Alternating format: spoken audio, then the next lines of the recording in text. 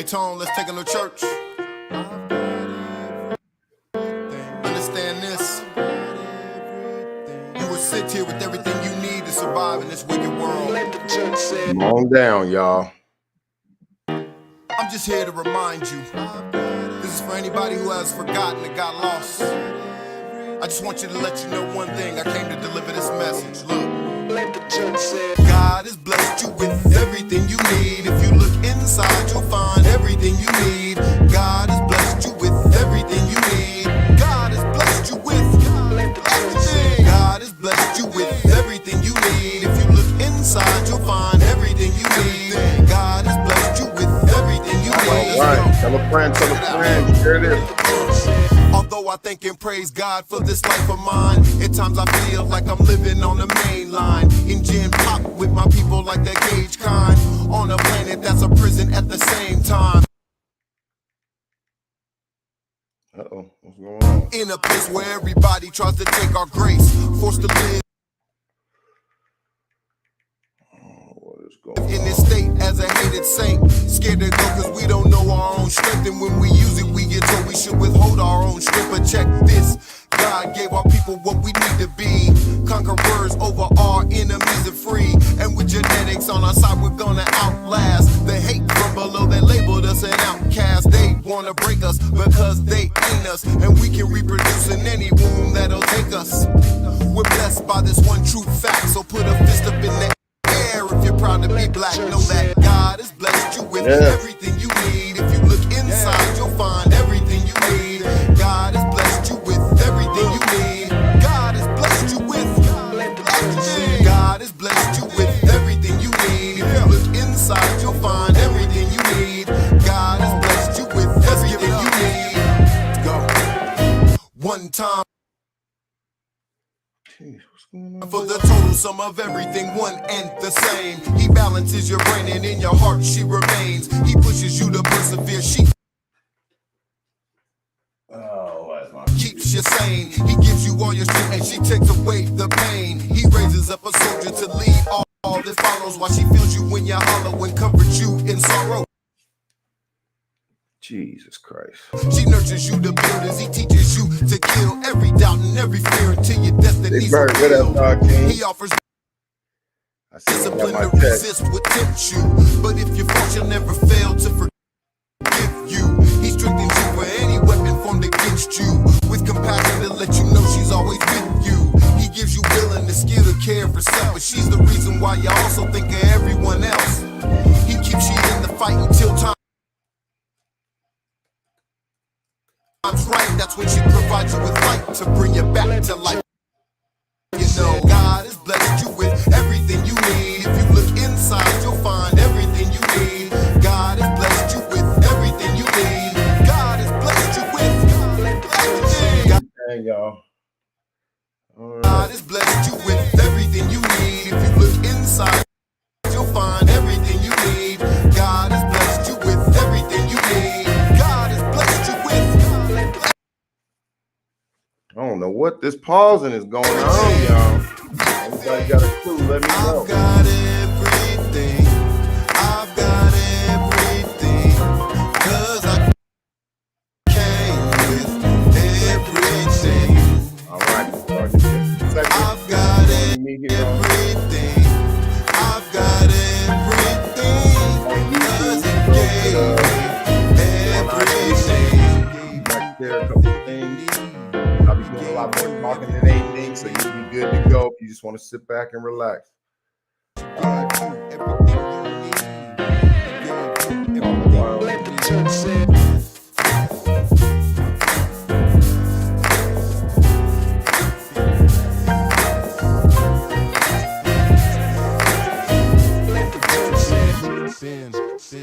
Right. So blessed.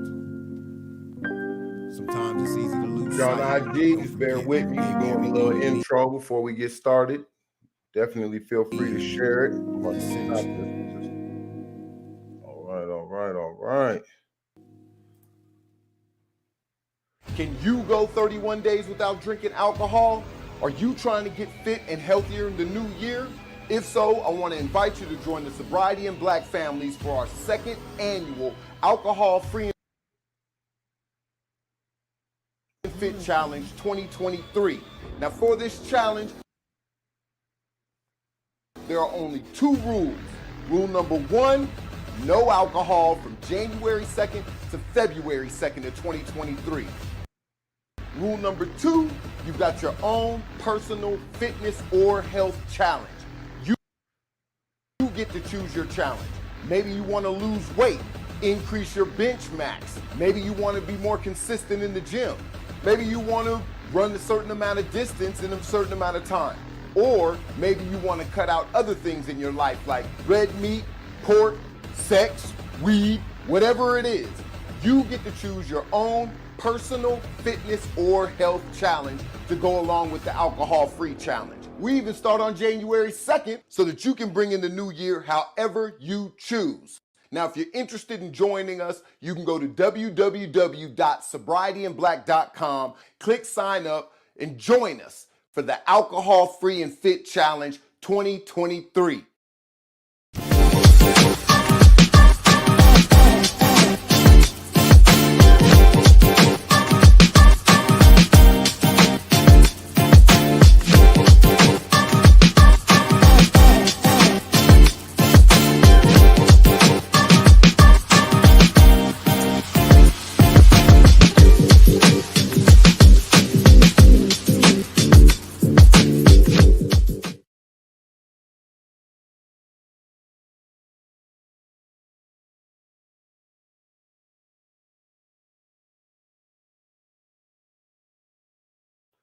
There I go again with that mute button. I'm going to get it right one day. I promise y'all. All right. But I'd just like to welcome everybody. Welcome everybody. Let me go ahead and show this here so you can get, for those who want to read and see what we're going to be talking about. All right. I'd like to welcome you to today's SOS sermons on sobriety. My name is Hanif Satterfield with Sobriety and Black. I'm author of the book Sobriety and Black. And of course, shameless plug. Yes, if you'd like to pick up the book, you can pick it up at sobrietyandblack.com or just go to Amazon and type in Sobriety and Black. Want to give a special shout out to everybody that is involved in our alcohol-free and fit challenge. You saw a little commercial for that in the beginning, in the opening, where we're going from January 2nd to February 2nd of 2023, alcohol-free and attacking our own personal fitness or health goals. So if you'd like to join that as well, you can go to sobrietyandblack.com, fill out the little form. You'll see a sign up link. Click that, fill it out. And even though we started on the 2nd, you're definitely free to jump on in and join us for the rest of the challenge. I'll send you a welcome email with some information that'll help you get through it. And I'll be doing some broadcasts with regards to subjects around health and fitness. All right. So with that being said, as you can see there at the bottom of the screen, the title of this sermon or whatnot, as I like to call them, is Sins with Benefits, kind of a play off of Friends with Benefits, because, try to be a little creative.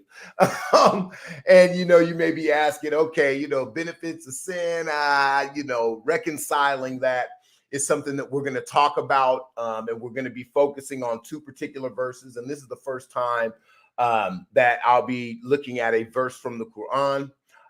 And please, for all of my Muslim brothers and sisters, forgive me if I mispronounce anything. I've just kind of gotten into reading the Quran. I'm looking at all of the books because I think that we can learn something from all of them. And, I've definitely picked up a few things. And so today I'm going to share one verse. They call it an ayat in Muslim. So when you hear, I may play a video where they talk about an ayat. That's just another word for verse for all those Christian folk or just, people who aren't really up on the Arabic language or whatnot. All right. But we're going to be looking at Quran. Actually, it says 219. The actual how you would actually pronounce it is the Surah 2 al-Baqarah ayat 219. So that's verse 219. Surah 2 is kind of the chapter, I guess. And if I'm wrong, you can leave a comment or DM me. I apologize once again, but I definitely, I mean no disrespect. But there are a lot of good things that come out of the Quran. And so I'm going to be talking about that. And also Proverbs from the Holy Bible, Proverbs 23, verses 29 through 35. So if you've got a Bible, you want to follow along with regards to that, you can do that. But I'll also be presenting it on the screen here for everybody that's on Facebook and YouTube. So, and I'll read it out loud for my IG folks. So you can be able to try to make it as easy as possible for you to follow along. All right. So we'll be talking about this. I've definitely talked in the past about when examining your addiction, not just in my case, it was alcohol. For other people, it may be drugs, it could be sex, it may be an individual, maybe an emotion. You can be addicted to anything. And remember, an addiction is just anything that you pursue regardless of its negative outcomes. Anything you can overconsume, right? Regardless of whether it has a positive or negative outcome. That's what makes it an addiction. Okay.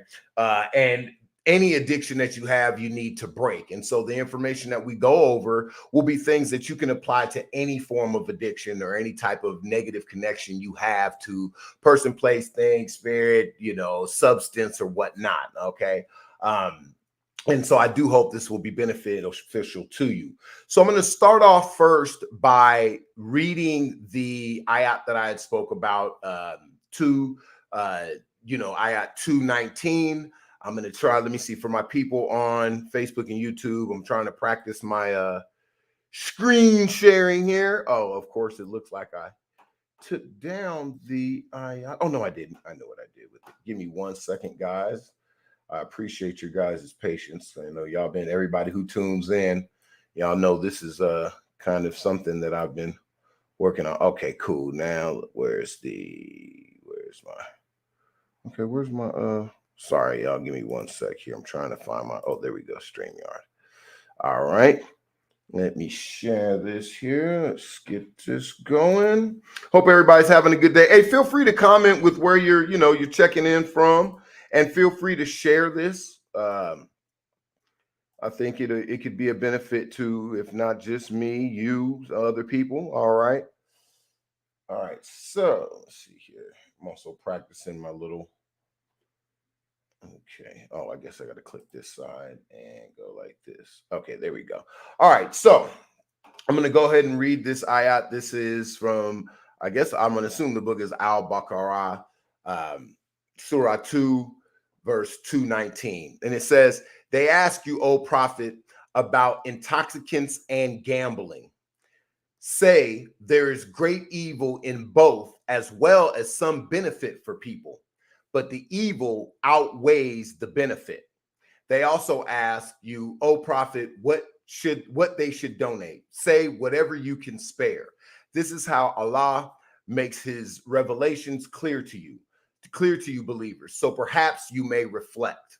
All right. So with regards to this ayat, one of the things I got to get a little context, there was one word that, matter of fact, let me see if I can play this video as well. Give me 1 second, because it's one guy he talks about. It's a Muslim guy, Muslim gentleman. And let me see, stop sharing, go back. Okay. If you notice, they talk about the benefit and hold on, of course, let me go back to sharing this. Sorry, guys. I'm trying to figure this out. Where's my share? Boom. I'm going to play this because my video's been off. So let me, you know what? I'm going to go back to sharing the window. All right, let's go back to this. All right, cool. All right. So you see there, it says, there is great evil in both, as well as some benefit for people. And within the Muslim faith, one brother I was looking at on YouTube had talked about, in a few of the translations, they mix up and they'll say, instead of evil, they say harm, right? And the harms outweigh the benefits. And I found that interesting because even in amongst Christian folk and just regular lay people, we hear these kind of excuses a lot, especially when we deal with the myth of moderation, right? I remember having some people that came to me when I first stopped drinking, and in an attempt to bring me back to the dark side, would tell you, well, hey, with regards to wine and with regards to drinking, they'll say, drink a glass of wine, it helps with your heart. There are benefits to drinking. There are benefits to some of the things that we indulge in. And, you know, one thing I like here within the Quran is it makes it very clear that these evils outweigh the benefits, right? The evils outweigh the benefits. And that's something that you have to be mindful of, especially in early sobriety or in early recovery from any kind of addiction. Yeah, there may be a little bit of benefit here and there in the thing that you indulge in one way or the other, right? Just like if you're in a toxic relationship. Well, you got in that relationship because there was some benefit. Maybe in the beginning, the sex was great. Maybe the person had a status that made you look good, right? Maybe they were fine and everybody wanted them and you got them. And so, you know, you could floss this person around, but this person might be an absolute jerk, right? This person may put hands on you. Maybe they're rich, but they're also physically abusive. There's always some kind of benefit. And a lot of times we cling on to that, right? When you see these, whether it's you see people that are in abusive relationships and, you know, maybe you have a friend that's in an abusive relationship and you try to tell them, hey, girl, you know, you deserve better than that. And they may say, yeah, but where am I going to find a better man than him, a richer person? Or where am I going to find somebody that, you know, does me like this person? Or, you know, and this goes for guys, girls, anybody. It's easy to fall victim of looking at the benefit in that sin, right? In that problem. But we have to understand, you know, even if it's just a minor, you know, problem, that when what it's saying here in this ayat is that it's not the fact that you're outweighing the harms versus the benefits. It's actually looking at the evil, right? The sin of it, right? The problem with it in and of itself, that outweighs the benefit. So for instance, you know, and I kind of talked about this last week, you'll have some people, you know, people who grow up in certain areas, maybe they're poor and they go and rob somebody and knock them over the head in order to feed their child, right? Yeah, you can say, well, hey man, I had to feed my kids, so I did what I had to do. But once again, did you really have to do that? You could have went and applied and got a job. Maybe it takes you more time, or you could have panhandled instead of harmed somebody. Yes, it may take you more time, but it's a lot less evil. It's a lot less, you know, it's, you know, for those who believe in the afterlife and believe in the judgment, right? It's one less thing that you've got to answer for. Right. And whether you answer for it, you know, maybe if you're a religious person and you believe you'll answer for it to God, or you'll answer for it with karma or the way the universe works. Because I don't care if you, you know, what you believe or whatnot. I've seen way too much proof that the energy you put out is the energy you get back. If you look at somebody angry, don't be surprised if they look at you angry. Right. So when you're looking at sobriety and really pursuing a major change in your life or some form of self-improvement, it's important to understand that there's going to be benefits. And to other groups, and I talk about this in my book, there's a lot of other people that will benefit from your addiction. A lot of times the entities that benefit, right, that the evil outweighs, right, that benefit really goes to a lot of people. But what you don't understand, for you, the evil outweighs the benefit. For other people, the benefit they get, or entities or businesses, right? The benefit that they get from your addiction outweighs what they believe about the evil that you have to succumb to. See, there are some people out there that are not going to suffer from your alcoholism. Everything they get from your alcoholism, the local liquor store, they don't see any evil with regards to, you know, as long as I'm going in there paying that money, they're looking at it like, hey, look, he comes in here. It's legal for me. It is 100% legal for me to sell him liquor, right? I'm making money. I'm feeding my children. The evil doesn't outweigh the benefit in the liquor store owners. From the liquor store owner's perspective, right? From Ciroc or the rapper who's selling the liquor, from their, or, you know, they not to, you know, really point the finger at rappers or anybody who owns a liquor company or a drug company, right? Or a gun company or whatever. That for them, the benefit outweighs any of the negatives. But for you, it's not the same. And a lot of times it's easy, especially when you're in the throes of addiction, to forget that. There's a whole lot of entities out there that are going to benefit from your sin. That's where the sins with benefits comes from. Now, yes, you may benefit from, if you drink, you may feel you benefit from the buzz, right? We talk about some of the physical benefits from the buzz, the numbing, right, of maybe some internal pain that you have. Right now, usually we all know that it's fleeting. That's why it's an addiction. You have to do it over and over and over and over and over again, because it may ease some pain, make you numb for a couple of minutes, but then it's gone.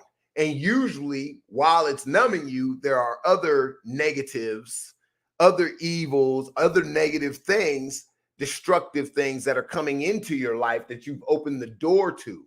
I know for myself, it was like that. Yeah, I drink if I was angry or upset, or I argue with my girl or whatever, drink, get numb, maybe even laugh and have fun with other people around me that were getting drunk.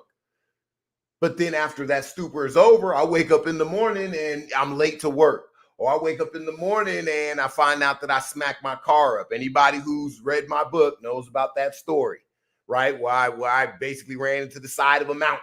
Woke up the next morning, didn't even notice that my car was messed up because I was looking at it from one side of the car, which looked perfectly fine. Then I had to go to the other side, and the other side was shot to hell, right?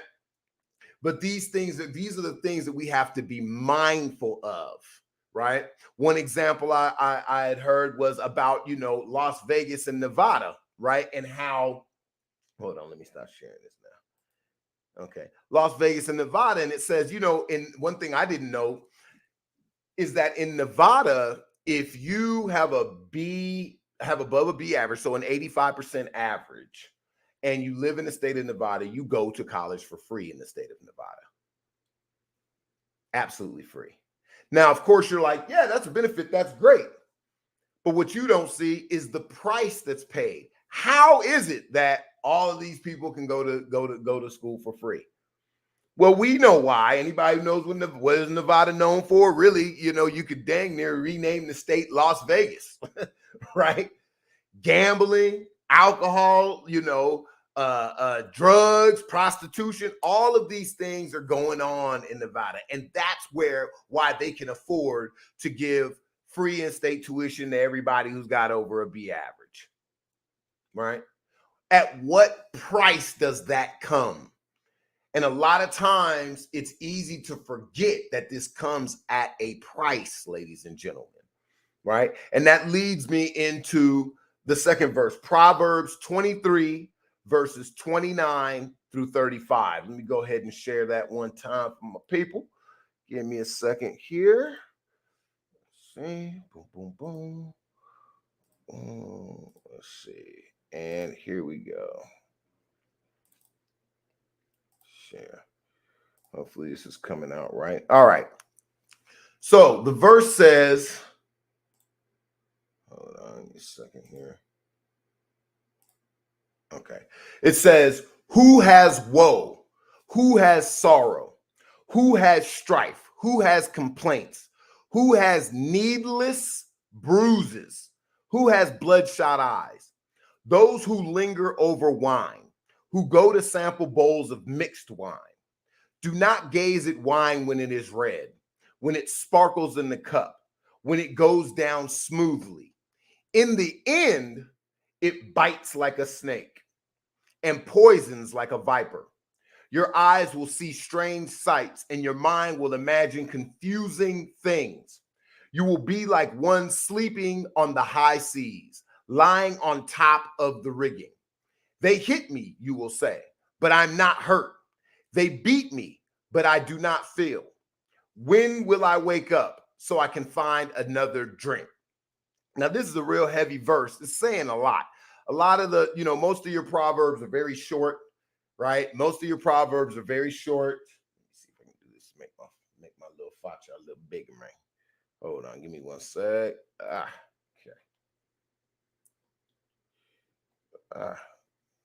This one. Okay, there we go. Well, you can't really see it. So sorry, guys. Make it a little easier. All right, but most Proverbs in the Bible, from a Bible readers, know that most of them are fairly short, but this this whole stack of verses is saying a whole lot. It kind of starts by listing a lot of the things that come from your addiction. And the funny thing is, a lot of these things come from many different types of addictions. Of course, they're talking about wine in this case, talking about mixed wine, which is essentially when they add things to make it even that much more intoxicating, right? They talk about do not gaze at wine when it's red. These are the things that attract you to it, right? We're talking about physical attraction here. Gaze at it when it's red, when it sparkles in the cup, right? Looking very attractive. How many times do we fall into addictions with negative, toxic people or, things because of what we see? We talked about that last week, right? The eyes of sobriety. And when, you have to make sure that your mind is processing what your eyes are seeing correctly so that you have a full vision of what you're looking at. When you're looking at this wine and it's sparkling and it's red and it looks inviting, it's easy to lose sight of is the fact of what comes with it, what comes with overindulging it. And they talk about this needless bruises, needless being you didn't end up needing to catch them, right? But now you got them. Bloodshot eyes, that can affect your vision, can affect your ability to see, right? And that's for those who linger over wine. They're talking about overconsumption, right? And if you're dealing with an addiction, that's what makes it an addiction, is you overconsume it, right? Regardless of what goes on. It talks about in the end, it bites like a snake. That's the thing that you have to be most mindful of. And for those that are in sobriety, for those that are fighting an addiction, a lot of times that can be the hardest thing to deal with, especially over time, because it's easy for you to lose your mindfulness about the effects, especially the farther you remove from it. So for me, okay, I haven't drank in 11 years. So I haven't suffered a hangover in 11 years. I haven't suffered throwing up because of overconsumption in 11 years. So it can be easy for me to forget what that feels like, to forget what a headache and a hangover feels like. I can tell you, I remember it feeling terrible, but it's been 11 years. 11 years ago, I've been punched. I don't remember what it feels like. I remember I don't like it, but I don't have that real tangible feeling is not within me. So it's easy to forget, but you must be mindful. And this goes for, when you think about people who lose weight and they get used to having a balanced diet, they'll forget what overconsumption feels like, what the grogginess feels like. All right. Until they go back to it. I've met a lot of people, and my vegans can probably attest to this more than I can because I still eat meat. But I can say this, I've slowed down a lot on meat. I used to eat a lot of pork, and I've cut that down about 90% ridiculously. But I noticed now that there are times where I think the last time I had a pork chop, before I could eat 2 or 3 of them. I tried to have one, and my stomach was like, whoa. It didn't feel good at all. And now I won't even touch a pork chop because I can't handle that, right? I just needed a little bit to remind me. Now, I won't say let me reword that, because that can be a problem. It's not that I needed it. I tried it, and I was reminded why I shouldn't have went back to trying it, right? And so it's easy to lose sight, especially when we're dealing with addictions. It's easy to lose sight of that. And you must maintain your mindfulness. All right. For those that know what I'm referring to, that is the rent you pay for sobriety. That's the one word answer, and it's in my book. It's mindfulness. You must be mindful. For me, I have to be mindful that I don't have a moderation switch. Didn't have one. I don't earn one over time. It's just not happening. It's like being allergic to alcohol. That allergy ain't going away. I don't earn the right to, just because I don't touch alcohol, that don't mean it's gone. All right. What that means is the second I have a drink, I'm going to instantly convert right back into being an active alcoholic. And as long as I'm mindful of that, and I use that to guide my actions, I can sustain my sobriety. So for those who are losing weight, maybe you blow up, you have one donut and you blow up and you ain't had donuts in 4 or 5 years. That doesn't mean you forget that if you have one donut, you already know what the consequences gonna be, because you know what happens last time you did that. So, your new rule for life is we don't touch donuts over here. And don't let the fact that somebody else can moderate their donut intake think that has to do with your ability, your lack of ability or lack thereof of dealing with it, right?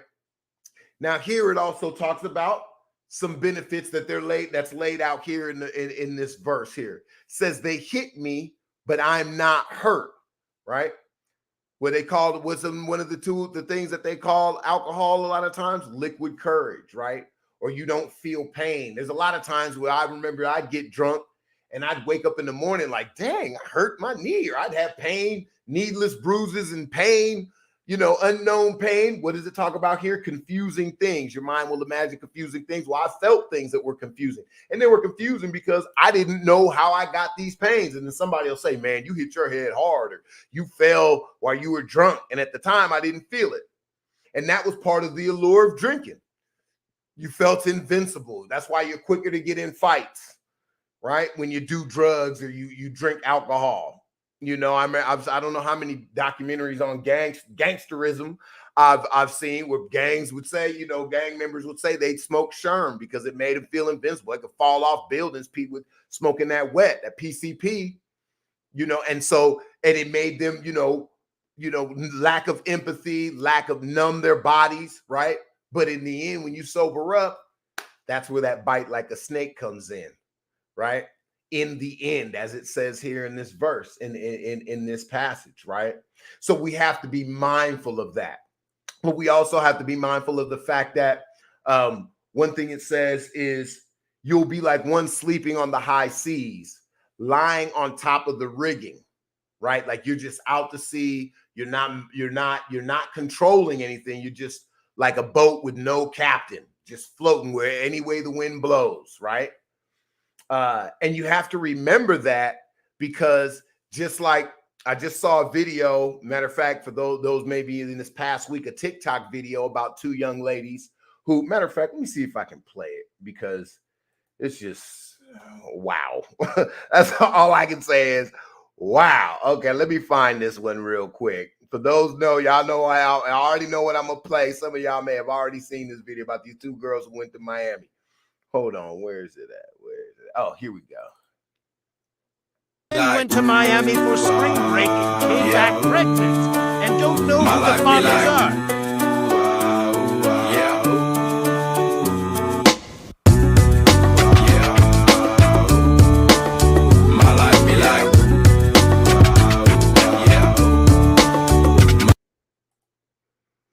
All right. So what it basically said, in case you didn't hear this, and there's a whole lot of chatter about it on TikTok and whether it's fake or whatever, but it really doesn't matter, because it does point to a truth that we all know. At some point, somebody out there has gone, many people I know personally, not me, but many people. So basically, with regards to that video, 2 young ladies went out to Miami for spring break, and they got pregnant, and they don't know who the fathers are. And what did you see them doing in the video? Drinking, hitting the bottle. They out there living their best life, right? Now you got 2 girls who are pregnant, don't know who the fathers are, right? I would probably say the fact that they put it online, I wouldn't be surprised if it was a hoax of some sort, or just, a clout chasing video. But it does say a lot, because the fact that they would even do this points to a truth, points to scenarios that we probably have been familiar with. Other people, maybe some of us have, had this issue. I know that I've done some things drunk that I completely didn't remember, right? I just had a discussion with a friend of mine, matter of fact, but in this case, I wasn't drinking, but he had said that I had said something that was completely out of line to him a few years ago. I, to this day, don't remember saying it, but this guy is a trustworthy brother, right? And so I apologize. I'm not going to lie. I apologize with a whole lot of resistance, because it was like, I just couldn't believe that I would say something like this. And I even told him, I said, man, was I drunk? Was it when I was drinking? because I know when I was drinking, there were days where I woke up and people were like, man, Hanif, you were showing your whole ass last night. You said this, and you did this, and I couldn't believe it, to the point where there are people out there that to this day, I may not know, that carry grudges, resentments towards me because of the things that I did. And a lot of times we're not mindful of that. We don't think about that. There are certain things you'll do. You'll plant seeds of resentment that may not come back for years. And when they come back, 18-fold, because you're thinking somebody's holding something in that you did that you don't even remember. In this case, with these ladies, they're having children. So when these children go, well, who's my father? Right? Well, how come you don't know who my father is? Oh, well, I was getting with me and a friend, we got drunk and yada yada yada. So we have no clue who, and I feel so sorry. I feel sorry, even if this is a hoax, I feel sorry for those children just because they got to be associated with something like this. Like, I ain't gonna lie, I look at my mom like, really? For clout? You serious? All right. But when you're drinking, everything's a joke. Everything, anything can go. Your morals out the window. Your good nature, that home training out the window. Right?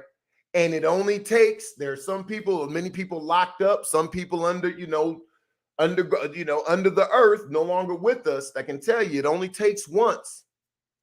So it's important to be mindful.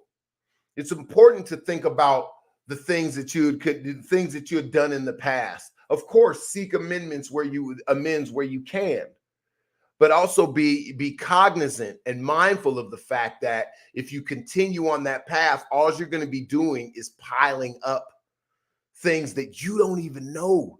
Some negative things are seen, some go unseen, right? And so that's what, Proverbs 23 kind of refers to is, hey, you know what I mean? You're out there. Once you're drinking, you are at the mercy of that drink. Once you start doing drugs, you're at the mercy of that drug. It can take you where it chooses to take you. And people around you can take you where they want to take you. Those who are not, they may not be drunk like you, but they have ill intent, right? Young ladies drinking, waking up with somebody on top of them that they didn't want on top of them, because their guard was down because of that alcohol, because alcohol took the wheel, right? And so these are things that you want to think about. And I want these two verses from that ayat to this verse, Proverbs 23, 29 through 35, to remind you of that, to keep you mindful. Because ultimately, when it comes to any type of self-improvement, especially sustained self-improvement, because if you lose weight, remember, you lose it, that's great. That is a victory. But now can you keep it off? Like I've alluded to this suggestion, not the suggestion, but this example that Dr. Dre talked about. Hey, making $1 million is easy. It's keeping it that's difficult. It's maintaining $1 million. Think about it. You make $1 million a day, you spend $1, you're no longer a millionaire. How many people have won the lottery and ended up broke, dead, or in jail as a result of it? Not being able to maintain that lifestyle, right? Imagine winning a property and you can't pay the property taxes. Now you got to figure out how to keep it. So a lot of times, with sobriety, and that's why we talk about the difference between sobriety and recovery. Sobriety is not, in my case, with alcoholism, sobriety means not drinking. It's a physically not picking it up and shoving it down my throat. Recovery is when you're dealing with sustained sobriety and fixing those issues, mostly internal, that brought you to the addiction. That's recovery. That's the difference between sobriety and recovery. Now, you need one for the other. Got to get sober. Got to stop drinking. And it is a big, sobriety is making the million. Recovery is keeping the million. Okay. And so I want you to be mindful. That's what these, little sermons, these little things that I talk about, why I constantly research things. And I suggest you do it too. If you're a Christian, pick up a Quran. If you're a Muslim, pick up the Bible, right? Read all of them. I just got the God, here I go mispronouncing it for the second week in a row. But where is it at? The Bhagavad Gita or something like that. But it's basically I think the Hindu, Buddhist. Please forgive me if you're either. But it's their kind of equivalent to a holy book in a sense. I don't know if they consider it a holy book, but it's definitely the main book. And so I'm reading through that to find out what I can get from it. I'm always trying to find things. And it's something that I think, the reason why I read all of these books is because it increases, of course, my knowledge base. It increases my, and it expands my understanding. And these sermons on sobriety are, me kind of presenting just a little piece of what I've received to hopefully help pour into you. Right. But it also increases my, for lack of a better term, tolerance, my empathy, my understanding of other cultures, other people, because guess what? That helps my sobriety. That helps my sobriety. I know it sounds crazy, or it doesn't sound like it may not make any sense, but strengthening my empathy, strengthening my understanding of different languages, different people, from different backgrounds, and making myself find a way to respect it, okay, to understand it, okay, because I'll tell you this now. I bought Mein Kampf. I'm reading it. You got a problem with it? Hey, argue with your mama. I'm reading it. I want to understand. Okay, this doesn't mean that I'm planning on going to kill 6 million people, but I'm sorry. I read manifestos, I read all of that, because I can find some benefit to me in anything, and you can too. There's something that can be of benefit, even if it's just enlightening you on a thought process. And it strengthens your resolve when it comes to attacking your own personal issues. And so I just want to leave that with you in closing. I'll put these up again as far as the verses I was looking at for anybody that's interested. Let's see where they at. Sorry, give me one sec here. Oh, there we go. Okay. So this was Sins with Benefits, looking at the Quran, 2 verse 219, ayat 219, and then Proverbs 23 verses 29 through 35. We talked about understanding, how the evil in these things, or the negatives, outweigh the positives. They do exist. Understanding that there are other entities that don't see any of the negatives from your addiction, but they benefit wholeheartedly. So there are forces, like they talk about principalities, right? The owners of darkness, spiritual wickedness in high places. There are things out there that benefit wholeheartedly from your addiction that you have to be mindful of. There are inner things that you feed in your addiction that you have to wean off of that addiction. And not once you wean it off, you've got to keep it off. And these verses, and the more you talk and understand and gain knowledge from a wide range of things, the better you are as a person, the stronger you'll be, the more you can understand things, and the more benefit you can get out of these things. All right. So I hope that poured into you. I hope you have a great day. If not, hey, it's over with. You can go and enjoy the rest of your day. All right. Shout out to everybody that's purchased Sobriety in Black. I hope that's poured into you too. Again, if you are interested in picking up the book, you can go to sobrietyinblack.com, or you can just go to Amazon and search Sobriety in Black, or search my first and last name, Hanif Satterfield, and you'll find the book. All right. I am working on the next book. I'm excited about that one as well. I want to wish the best for you. I hope you guys enjoy the rest of your Sunday. And until next time, peace.